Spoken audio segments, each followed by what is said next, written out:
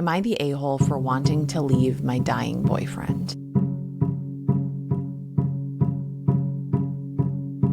Hi, I'm Nora McInerny, and this is Thanks for Asking, a call-in show about what matters to you. Now, everything happens to other people until it happens to you.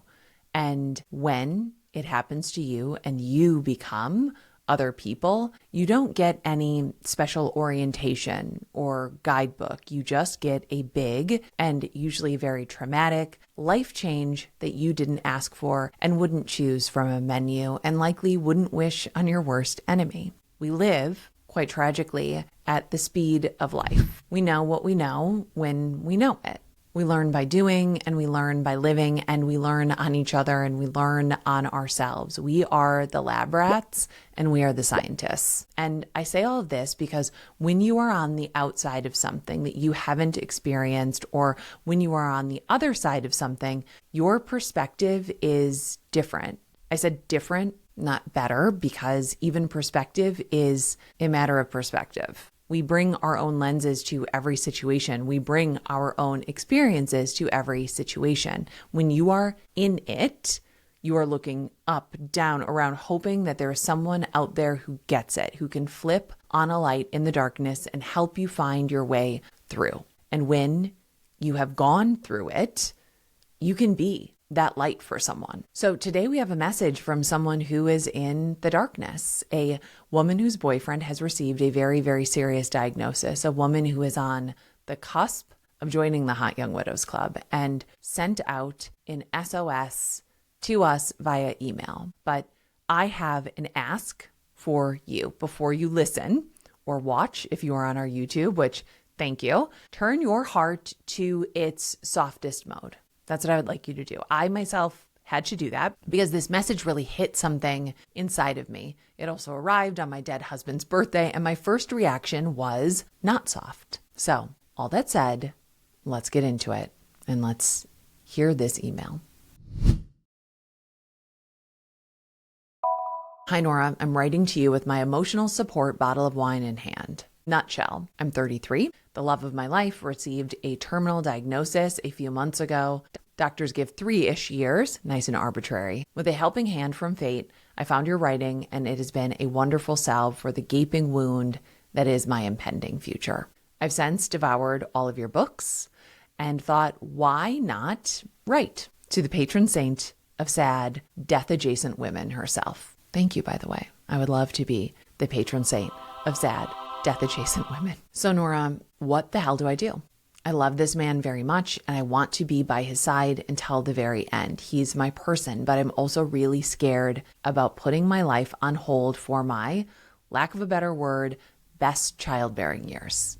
And that fear makes me feel like the worst person in the world. I want a marriage and a family more than anything. And there is a part of me that wants to take the first exit ramp and get started on my future and my needs. But I can't. I don't want to leave this amazing man who I finally found. He needs me, but I can't help but be torn between being selfish and selfless. Saying this aloud makes me feel like the devil herself. He has sort of brought up giving me a baby, but I know he would be doing it just for me. And given how he's coping at the moment, I think that a new child would be far too stressful for him. But that's a whole other Pandora's box of pros and cons that I don't have the emotional capacity to deal with right now. He's also completely isolated himself, thinking that he can process and handle it all alone. He's so depressed, he doesn't want to talk about anything. He just wants to sit in front of the TV and cuddle. And I want him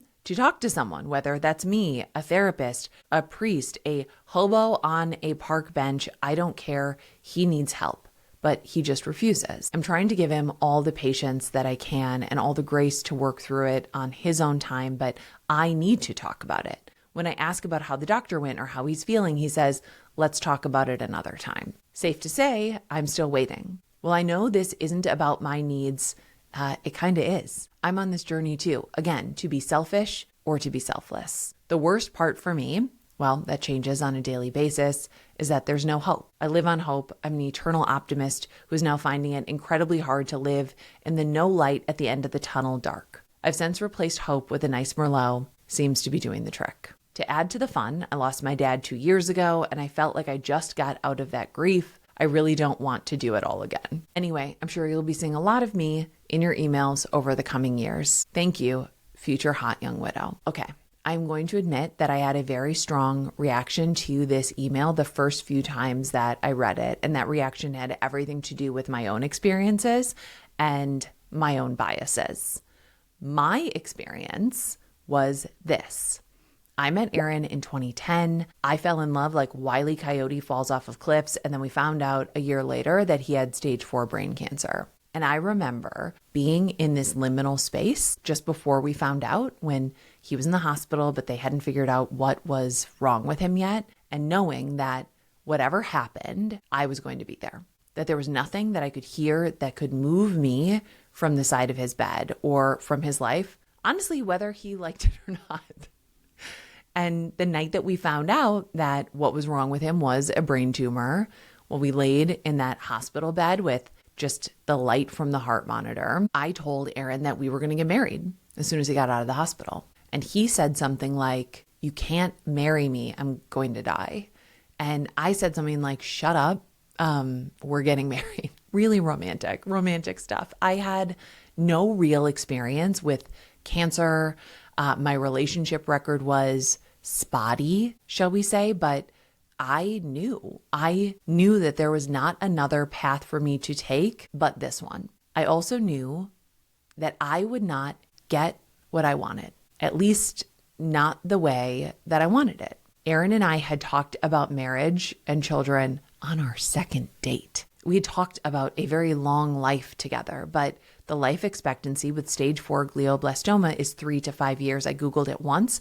I put that out of my mind, and I made the choice to be present in what existed right then, which was this big, beautiful love, this person that I had waited my whole life to meet, and cancer only when we really needed to pay attention to it. I kept Aaron and our love in the front seat, like one of those 80s cars with a bench seat in the front, which we should bring back. We put cancer in the trunk, and we lived our lives. We were driving. And that was a conversation that we had. That was several conversations, but not a ton of conversations, but it was, what do you want to do? You want to keep working? Okay. You want to spend time with your friends? Great. You want to be a person, not a cancer person? Awesome. I will get you whatever you want within the parameters of reality. So we banked his sperm, knowing radiation and chemo would not be good for conception. It's important to note that not one single doctor told us to do that, and they seemed surprised that we wanted to, but that's because they had cancer in the front seat. We had it in the trunk, and we were driving, and we drove to the sperm bank so Aaron could jerk off at 7 a.m. God bless him. We got married a month after Aaron's brain surgery. We had a baby 13 months later when Aaron was recovering from his second brain surgery. And Aaron did several rounds of chemo, several rounds of radiation in the 3 years that he lived with brain cancer. And we worked full time, and we went to shows and brunch, and we really lived life. And I can say that I'm lucky because I did that with Aaron. And Aaron was not depressed. I would have been. Aaron did not shut me out. Aaron did not isolate himself. Aaron was himself up until the end. And that person was buoyant enough to keep me afloat mentally. But you are right that this is about you too. This is about you. I did not know that any of it had anything to do with me. I was focused on Aaron, I was focused on our child, I was focused on giving what I could, doing what I could. And I never thought, I mean, I don't mean that in like a selfish way. I kind of mean it in a foolish way. I didn't think about myself. I never went to therapy. When someone suggested it to me, my cousin Lillian, sorry, Lil, you were right. And I said, oh, yeah, okay, sure. I bet that would help someone. Not me. I'm fine. Okay. But you're asking me a few different things here. And one is, are you a bad person for not wanting to put your life on hold? And my answer is, you are not a bad person for being afraid of something scary. This is really, really scary. I can't tell you what to do, but I can tell you this, which is that there is no such thing as putting your life on hold. This is your life. Your life is that you fell in love and now he's really sick and he's probably going to die and it doesn't feel like you are in it together. Your life is that if you stay with him, you will not have the family that you imagined having, one where the dad is alive and you grow old together. or at least you won't have that with him. Your life is that if you leave him, you'll be walking away from what you believe is the love of your life, and people will think you're a bad person. You didn't say that, but I'm saying it because I'm reading what's between the lines, and I know how people judge women. This experience is not an interruption to your life. This experience is not a pause of your life. This experience is your life, a part of your life. The same way meeting him is a part of your life, the same way falling in love and being in love with him is a part of your life. It is a part of your story that will never disappear, no matter what choice you make. I think that when we have been in pursuit of love, we think that finding it offers us the safety and the certainty we have been looking for, especially when we say, the love of my life. What could sound more final and safe than the love of your life? But there's literally no guarantee of safety and certainty, not ever. And we as people have to put that out of our minds, because to live with the knowledge that there is no safety or certainty at the forefront would be so frightening that we would never get out of bed in the morning. But the truth is that stuff happens, and then it keeps happening. The stuff that happens is what makes up a life, even when the stuff that is happening is terrible and frightening and cannot be controlled. Your dad died and you don't want to do grief again. Baby, I'm sorry to tell you this, too bad. Too bad, buddy. You're doing it again. You're doing it again and again. You're doing it now. You will do it even if you leave this man. You will do it repeatedly throughout your life, because everyone you love will die. Everyone. And yes, there is an exit ramp from this relationship, but there's not an exit ramp from what is happening. This is going to stay with you. And there's no guarantee that if you leave today, you put yourself back on the dating scene, that you will find the love that will give you the family that you want to build on the timeline that you want. There is no guarantee that that will happen. So you can take that exit ramp, but there are not perfect alternate lives that are waiting for you on the side of the road with like their thumbs up. Maybe there's a healthy husband and like 2.5 kids down the road, or maybe there's a healthy husband who divorces you because he fell in love with his physical therapist and refuses to pay child support for the children that you had together.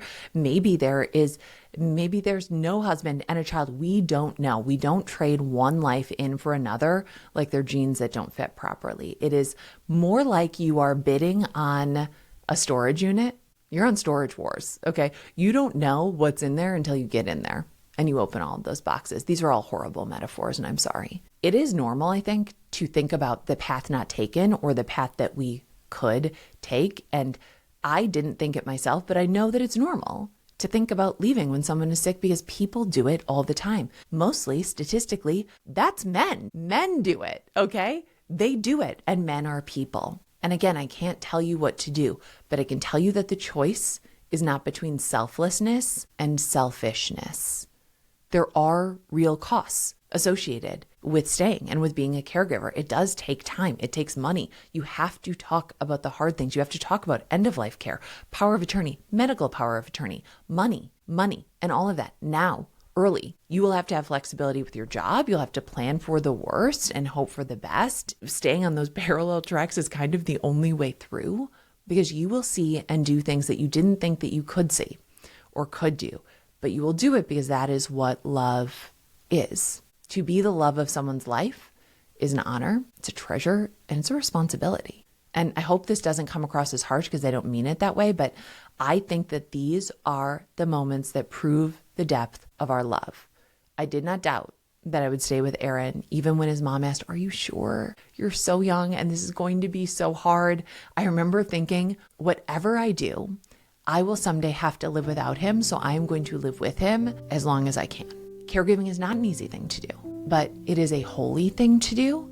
I don't think anyone has ever said it better than Dorinda Medley. Again, I can't tell you what to do, but you do need help. You, both of you, but especially you, because you're the only one who reached out to me. You are both grieving the lives that you thought you would have together, but you're grieving different things. He's the one who's dying, and you are the one who loves him.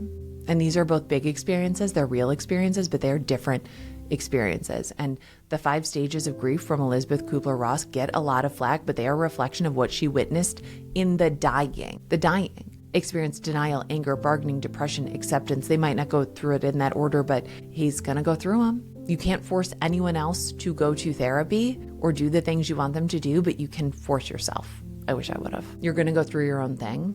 you're going through your own thing right now, you need to have your own support system in place. You need mental health support. You need to stop drinking. I'm not accusing you of having a drinking problem, but because staying present with your feelings is going to be important and numbing is not going to help you out in any way. I am so glad that I was 100% sober through Aaron's sickness. And I do wish I would have stayed sober after he died instead of getting blackout drunk at his funeral. I am a person who tends to turn toward a hard thing and a hard conversation. And again, Aaron and I had those early. I think you have to have them too.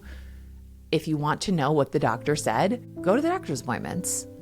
If you want to have a baby and he's offering you one, but you think he's only doing it for you, talk about it. Ask him.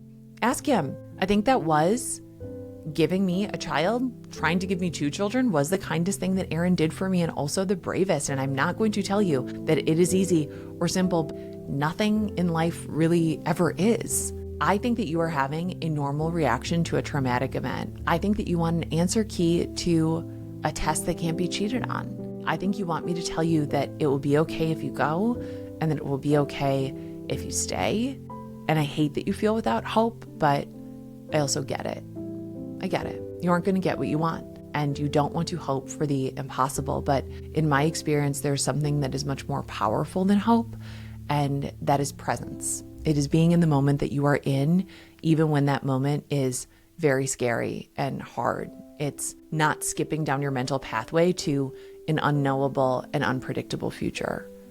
You aren't going to get what you want, but you do still have what you have. The love of your life is not dead yet. He's on the couch and he wants to cuddle. So go sit with him.